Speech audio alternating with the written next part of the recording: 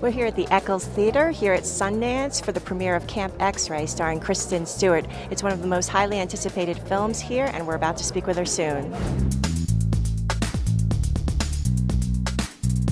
Peter told me that you created your character with word clouds and spoken word poetry. Can you just talk about the creativity aspect? I write poetry sometimes, and so before we were doing this, before we started actual prep on the movie, I was driving around and thought, I had written something and I had texted it to him like a total dork, and he really loved it. And we kind of, when you're trying to build a character that is not completely communicated in the storyline, it's more about how it's felt. Like, you want to feel her backstory but not know it.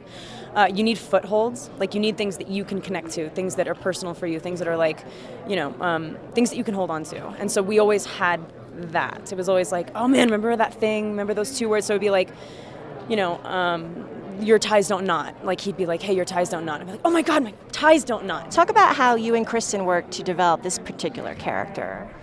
I think we started really from the inside out. Her character is a really challenging role, which I think she nailed quite clearly.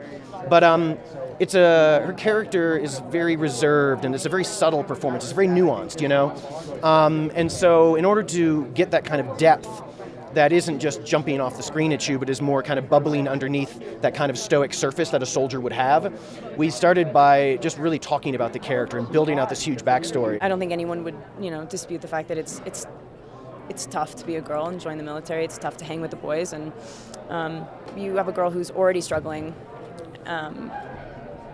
with not like identity issues. It's just sort of like doing the right thing and feeling like she can stand up to something bigger than her and not crumble, basically. And so it's like harder for a girl to do that in the military than it is for a guy.